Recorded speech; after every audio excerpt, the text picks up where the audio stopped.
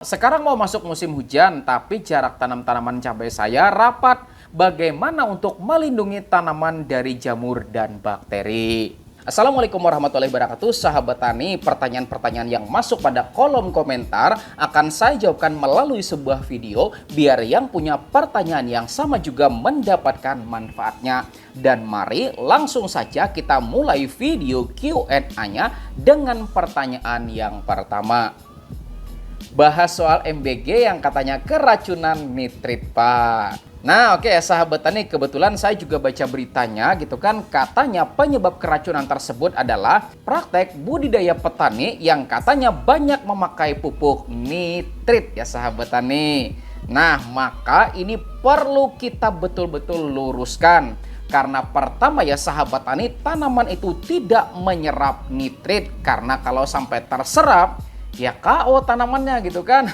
Nah, bentuk nitrogen itu ya sahabat tani yang bisa diserap tanaman itu cuman ada dua. Pertama bentuk amonium dan kedua bentuknya adalah nitrat. Sedangkan nitrit ya sahabat tani tidak diserap gitu kan. Nah, di tanah ya sahabat tani sebagian nitrogen dalam bentuk amonium tersebut diserap oleh tanaman dan sisanya kemudian diubah oleh suatu bakteri namanya adalah Nitrosomonas menjadi bentuk nitrit. Tapi itu tuh nggak berlangsung lama ya sahabat tani, karena kemudian kembali diubah oleh suatu bakteri namanya adalah Nitrobacter menjadi bentuk namanya adalah nitrat. Nah, nitrat inilah ya sahabat tani yang pada akhirnya diserap oleh tanaman kita. Maka dari sini ya sahabat tani ingat, bukan nitrit gitu kan. Jadi kalau ada yang bilang petani kebanyakan pupuk nitrit gitu kan, nah itu ngawur tingkat dewa gitu kan. Nah, lalu pertanyaannya, kok setelah diteliti kok muncul nitrit ya nggak sahabat tani pada makanannya gitu kan. Nah, maka kalau ditemukan nitrit tersebut maka besar kemungkinannya terjadi pada saat perlakuan dan juga penanganan pasca panennya, dan bisa juga terjadi akibat handlingnya yang tidak tepat pada dapur MBG-nya. Misalnya gitu kan, pas sayurnya datang gak langsung dilakukan pemasakan, tapi ada jeda terlebih dahulu berjam-jam gitu kan. Ya kan setahu saya satu SPPG atau dapur MBG itu kan wajib menyediakan 3000 porsi ya sahabat tani. Nah, maka dalam jeda waktu tersebut bisa jadi ada satu bakteri tertentu yang mengubah nitrat dalam sayuran, mengubahnya menjadi bentuk nitrit kembali. Dan kalau di lapangan proses perubahan nitrogen dalam bentuk nitrat berubah kembali menjadi nitrit, nah proses tersebut disebut dengan denitrifikasi. Maka sebagai bahan evaluasi udah tahu gitu kan, mesti nyiapin porsi yang banyak, maka kitanya yang mesti lebih selektif dalam memilih sayurannya. Karena bisa kelihatan loh ya sahabat tani, misalnya tanaman yang kurang nitrogen tuh pasti loh warnanya bakalan hijau muda sampai dengan kekuningan. Sedangkan yang cukup nitrogennya itu pasti warnanya bakalan hijau segar. Sedangkan kalau misalnya ditemukan hijau pekat bahkan sudah sampai kebiruan, nah itu tandanya nitrogen di dalam sayuran tersebut sudah dalam level berlebihan.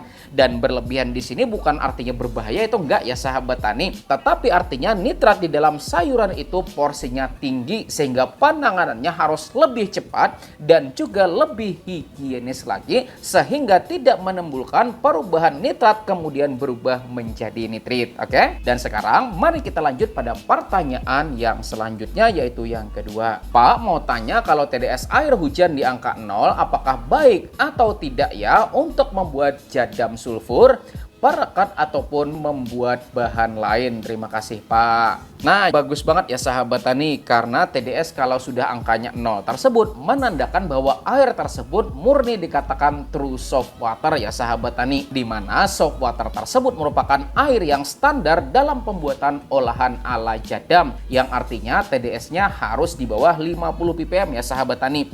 Nah, artinya kalau misalnya ada TDS-nya 0 ya sahabat tani, artinya sama dengan air yang sangat baik sekali dalam pembuatan bahan olahan jadam. Oke? Dan sekarang kita lanjut pada pertanyaan yang ketiga.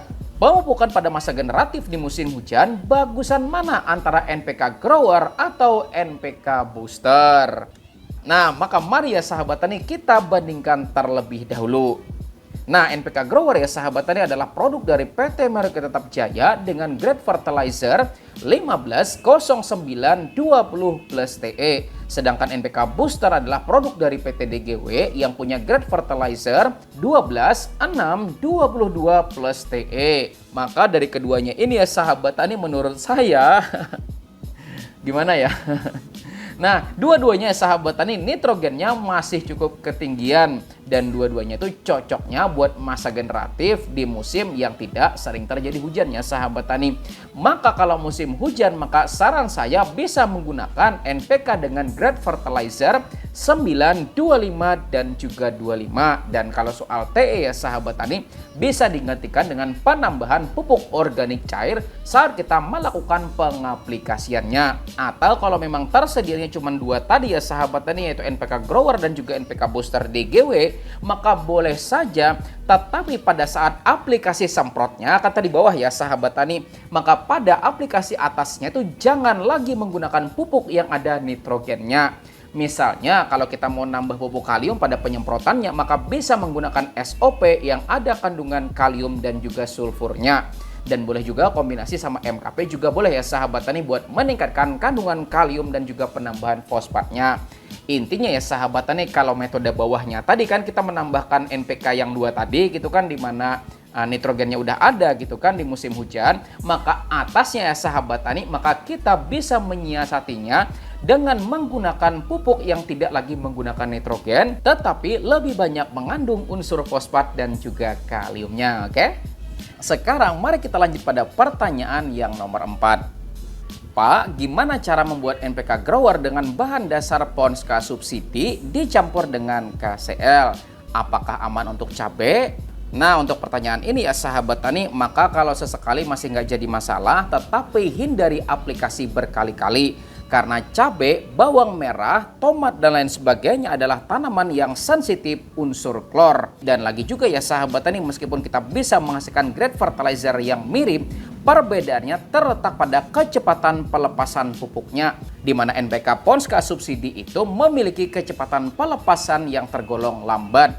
Berbeda halnya kalau misalnya Anda pakainya adalah NPK Ponska Plus yang grade fertilizernya itu 15, 15, 15 plus S ya sahabat tani, di mana dari segi kecepatan pelepasannya tergolong lebih cepat dibanding Ponska subsidi. Jadi ya sahabat tani, kalau misalnya tanaman sudah benar-benar membutuhkan unsur haranya saat itu juga, maka saya lebih merekomendasikan Ponska Plus ya sahabat tani dicampurkan dengan KCL buat alternatif pengganti pupuk NPK Grower tadi. Tapi kalau cuma sebatas cadangan unsur hara aja dengan pelepasan yang cenderung lambat ya sahabat tani, maka silahkan menggunakan NPK Ponska subsidi yang kita campurkan dengan pupuk KCL. Oke? Dan sekarang mari kita lanjut pada pertanyaan yang nomor 5. Nah, ini bagus banget ya sahabat tani. Pak, kenapa rumput kering karena herbisida setelah dibakar malah tumbuh biji gulma baru? Padahal kan terkena api. Nah, maka ya sahabat tani, jawabannya yang tumbuh itu bukanlah biji gulma yang terbakar, melainkan yang tumbuh tersebut adalah biji gulma yang sudah terbenam duluan di lapisan tanah beberapa sentimeter di bawahnya. Jadi ketika terjadi pembakaran itu ya sahabat tani, maka betul sekali gulma, bunga, bahkan biji-bijinya bakalan mati akibat terbakar. Tetapi tidak pada biji gulma yang ada beberapa sentimeter di bawah tanahnya sahabat tani. Dan panas api hanya bisa menjangkau bagian permukaan saja, dan pastinya nggak bakal bisa menjangkau beberapa sentimeter di bawahnya. Nah, kemudian biji-biji gulma tersebutlah yang pada akhirnya memiliki kesempatan untuk tumbuh. Makanya dikira biji gulma yang sudah terbakar tumbuh lagi, itu enggak ya sahabat tani. Tetapi biji gulma yang sudah terbenam duluan yang pada akhirnya memiliki kesempatan untuk muncul ke permukaan. Karena memang dia tidak terjangkau oleh panasnya api yang ada di permukaan tersebut. Nah, jadi seperti itu ceritanya ya sahabat tani, oke? Nah, mari kita lanjut pada pertanyaan yang nomor 6. Pak, mau tanya kenapa pupuk subsidi ada harga eceran tertinggi atau head? Kenapa seperti pestisida sama fungisida dan lain-lain tidak tercantum di kemasannya harga eceran tertinggi atau HET? Nah, baik ya sahabat tani, jadi yang namanya pupuk subsidi, ada kata subsidinya ya sahabat tani, berarti ada campur tangan pemerintah di sana yang mensubsidi dari harga yang semestinya. Dan kenapa ada harga eceran tertinggi atau HET ya sahabat tani? Supaya tidak dijual melebihi harga HET tersebut. Tetapi beda halnya sama pestisida, bahkan pupuk non subsidi ya sahabat tani. Semua itu tidak disubsidi, makanya tidak ada harga eceran tertingginya. Artinya kitalah yang mesti pintar-pintar nyari toko yang jual dengan harga yang jauh lebih ekonomis. Atau boleh juga ikutin saran saya ini ya sahabat tani, bentuk kelompok tani, kemudian ajaklah sekelompok taninya itu buat melakukan pembelian pestisida sejenis. Artinya pembelian itu jadi kuantitas ya nggak sahabat tani. Maka kalau sudah begitu ya hubungin salesnya langsung gitu kan, karena pasti ada loh di tiap-tiap desa atau di tiap-tiap kabupaten ya sahabat tani. Nah kalau sudah pembelian secara kuantitas tersebut biasanya pasti bakalan dapat harga yang jauh lebih miring lagi, oke? Nah jadi seperti itu ya sahabat tani. Dan sekarang kita lanjut pada pertanyaan yang nomor 7. Sekarang mau masuk musim hujan tapi jarak tanam tanaman cabai saya rapat. Bagaimana untuk melindungi tanaman dari jamur dan bakteri? Nah oke ya sahabat tani, bener banget, jarak tanam yang rapat terutama di musim hujan bakalan lebih mudah terjadinya penularan penyakit. Dan kalau sudah terlanjur begitu, maka kita tuh mesti gimana ya enggak?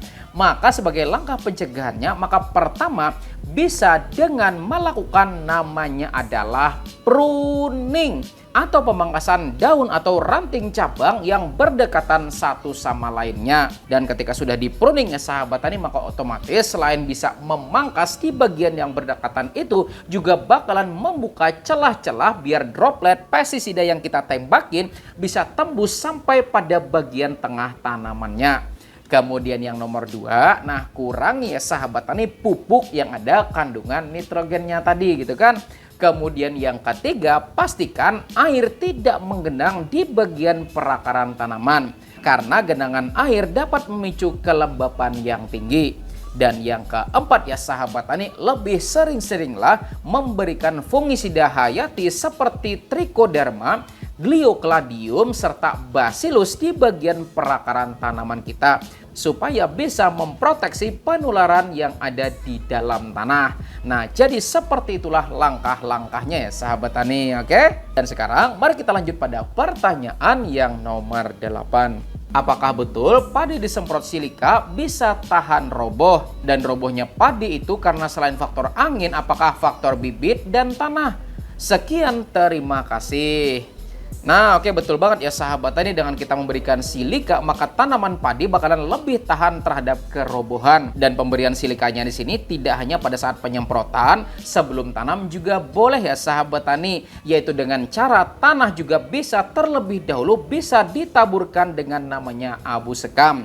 Karena jenis abu ya sahabat tani pasti memiliki kandungan silika di dalamnya. Nah tetapi bagi Anda yang belum melakukan tersebut, maka sebagai langkah susulannya maka bisa dilakukan penyemprotan pupuk yang memiliki kandungan silika juga boleh ya sahabat tani. Dan itu bisa diberikan sebagai langkah antisipasi kerobohan tanaman.